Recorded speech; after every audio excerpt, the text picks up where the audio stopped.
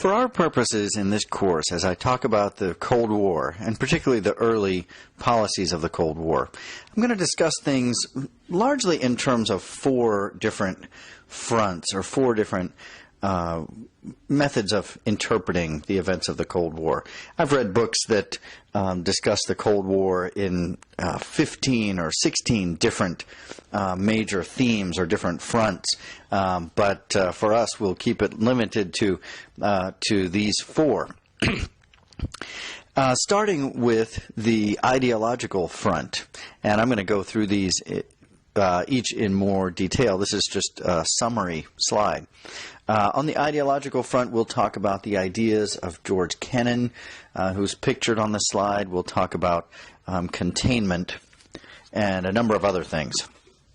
On the economic front, the Cold War was not just a clash of ideas. It was also a clash of money and economies. So we'll talk about the Marshall Plan primarily on this front. We'll also talk about the military side of things. And while the Cold War is called the Cold War because it never did break out into World War III, this open clash between the United States and the Soviet Union, it was still very much a military clash. And there were many kind of lesser conflicts that tied up the superpowers in one way or another. And so we'll talk about the Berlin airlift, we'll talk about the Korean War, and we'll talk about the Vietnam War. There was also the cultural front. It wasn't just a clash of militaries or economies. It also became a clash on the cultural side. And we'll talk about things like the Moscow Fair. I'll explain what that is. We'll talk a little bit about sports and the Olympics, and maybe some other aspects of culture, like rock and roll artists such as Billy Joel, who very famously gave a concert from beyond the Iron Curtain, or behind the Iron Curtain. So we'll be going through each of these four fronts in more detail over the next few slides. The Cold War begins, as much as anything, in a battle of ideas, a battle of political systems and economic thinking and ways of life that were simply very different between East and West. The United States believed in democracy, free trade, capitalism. Russia believed in authoritarian government and communism. Neither side could apologize for the other or accept the way that the other believed, and both sides, in certain ways, believed that their ideas would be best adopted by the entire world, which implied that the other side, at one time or another, would eventually have to concede to the other. Following World War II, while people on both sides, many of them still considered the other side allies, we begin to see a war of words across the Iron Curtain between the two sides beginning to heat up, and the alliance of World War II pretty rapidly begins to crumble in late 1945 and through 1946. In early 1946, Stalin announced that capitalism and communism were on a collision course, and that communism would prevail. And in some ways, as a response to that speech, Winston Churchill very famously delivered the Iron Curtain speech on March 5th, 1946. And here is part of what he said in that speech. From Stettin in the Baltic to Trieste in the Adriatic, an iron curtain has descended across the continent. Behind that line lie all the capitals of the ancient states of Central and Eastern Europe: Warsaw, Berlin, Prague, Vienna, Budapest, Belgrade, Bucharest, and Sofia. All these famous cities and the populations around them lie in what I must call the Soviet sphere, and all are subject in one form or another, not only to Soviet influence, but to a very high and in some cases increasing measure of control from Moscow. So we begin to see these kinds of pronouncements coming from both sides, and the rivalry deepening in 1946. And so the question comes to be, what should the United States do about this? What must our policy be as this rivalry with the Soviet Union is deepening? And the answer to that, the first significant policy of the United States during the Cold War was called containment. Containment was first articulated by the man you see in this picture named George Kennan, who some people call the architect of the Cold War, although I think that might be overstating things a bit. He does develop this first pronouncement of American policy. George Kennan was the American ambassador to the Soviet Union, and he was stationed in Moscow during World War II. So he knew the Russian leadership personally quite well. He was on the inside, and he stayed on in Moscow after World War II came to an end. And from this vantage point within the Soviet Union, George Kennan was growing very concerned that policymakers in the United States were not taking seriously enough the threat of global expansion of communism, and in fact, the idea that the Soviets intended to conquer the entire world. And so, in February of 1946, George Kennan tapped out what came to be called the Long Telegram, which was later published the following year as an article called the X article in the periodical called Foreign Affairs. And so the X article is really just sort of a more finely edited version of the Long Telegram, but they both make the same kind of announcements. It was called the X article, by the way, because there was no author attributed to it, but people in the know knew that it was George Kennan who had written the X article. So both of these, the Long Telegram and the X article, make essentially the same argument.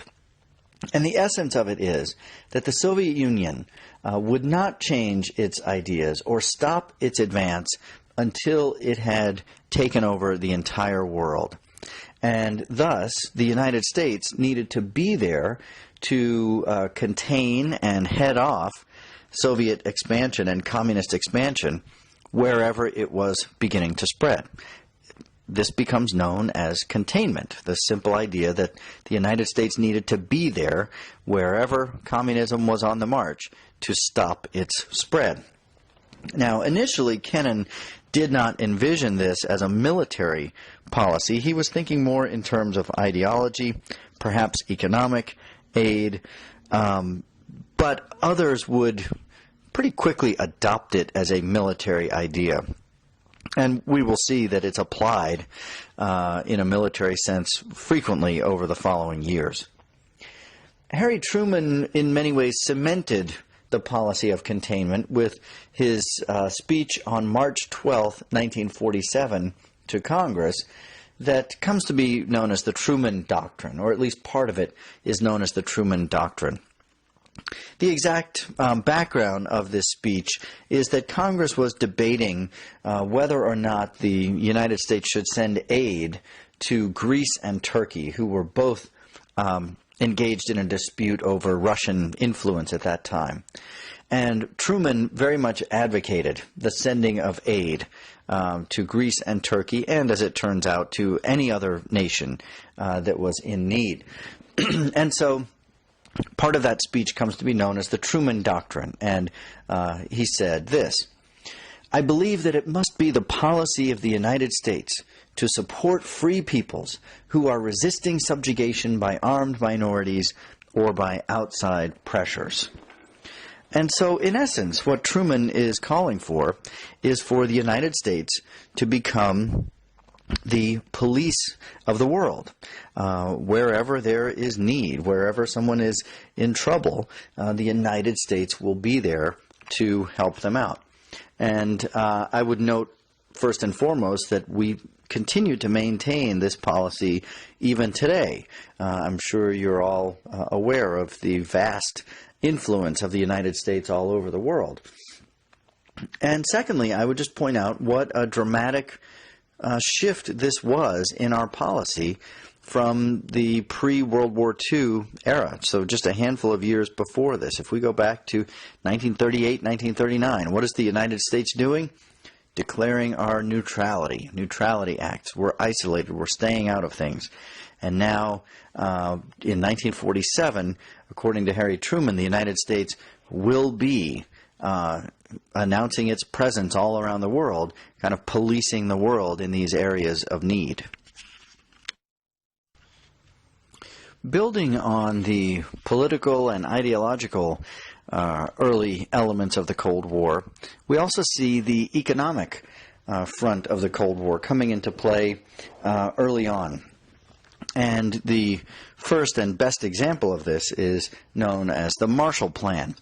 It was proposed by the Secretary of State, George Marshall, in 1947. And it was essentially an economic plan to assist in the recovery of war-torn Europe. And ultimately, the United States spent more than $30 billion on this plan to assist in the recovery of Europe. And so we need to consider the question of why would we do this? Well, I think there are lots of layers to the Marshall Plan. It's actually a pretty complex idea, and I'll be talking about several different elements of it. But in simplest terms, we can consider the idea that the Marshall Plan was a way for the United States to buy friends or buy influence in Europe, and especially at areas that were on the front lines of this rivalry with the Soviet Union. And so if we look at some of the nations receiving aid, we notice places like Italy and West Germany, Turkey, these nations that are on the front line of the clash with the Soviet Union. And so we're buying their support. But there are a lot of other elements to this, one of which is that we need to bear in mind that, think back a lecture or two when we talked about the Great Depression. What brought the Great Depression to an end was World War II and the productivity of the war. And so now that the war is over, there is some concern that the Great Depression might return. One of the ways that we could avoid that would be to kind of restore the economies of Europe so that then they would be able to purchase American goods. So that's part of it as well. The Marshall Plan also begins forging us in the direction of a Europe that you and I are more familiar with today in terms of European unity. One of the aspects of the Marshall Plan is that it required different nations to lower their trading barriers and for nations to produce the goods that they were best at and most efficient at. So you had certain parts of Europe producing coal, let's say, or raw materials, and then you had other parts of Europe that were farming and producing agricultural goods. And under the terms of the Marshall Plan, those countries were required to trade with each other rather than trying to, produce their own coal or grow their own crops, even if they weren't very efficient at it. A final element of the Marshall Plan is that it begins to create a tremendous sort of dependence on the United States. And this is something else that's very much a feature of our world economy today, this kind of dependence on the United States. But also related to this was a military dependence, because according to the Marshall Plan, these nations were not allowed to use that money to rebuild their militaries. They had to concentrate their expense on rebuilding their infrastructure and their economy. Well, how are we going to defend ourselves? A nation like France would ask, or England. And the answer, of course, is that the United States will defend you. We have the atomic bomb. So the atomic bomb becomes the underpinning of all of this. It also leads to the creation of two different treaty organizations that tie in several dozen nations. The first of which is NATO, the North Atlantic Treaty Organization. Basically involves the Marshall Plan nations plus Canada and the United States. And then SEATO, the Southeast Asia Treaty Organization, which involves Japan and a number of other nations in Southeast Asia. And the essence of both of these, again, is that the United States will defend you. We have the bomb, and so you rebuild your economies, and we will defend you. And in the case of Japan in particular, we can think of the ways in which they took this to heart. It may not be quite as obvious today, but I remember in the 1980s or thereabouts, it seemed every car on the roads in the United States was a Japanese-made car. Every television, every piece of electronics came from Japan. There was great worry that Japan had sort of eclipsed us in terms of technology and development. And in some ways, that goes back to the creation of SEATO. They did what we told them to do. They didn't waste their money and their time thinking about military development and weapons. They built radios and cars and all kinds of technology and eventually became better at it than we were ourselves. And these are two cartoons that are both presented in your textbook that offer contrasting views of the Marshall Plan. On the left, we see a cartoon that is positive from the American perspective. Here you see Europe pulling itself up out of ruin, but the rope that it's using is the Marshall Plan. So we're giving them the tools necessary to build themselves up. The Soviets didn't see things quite that way. They focused more on the idea of buying friends. This unflattering cartoon on the right pictures all of the nations of Europe just bowing down to the United States and the almighty dollar.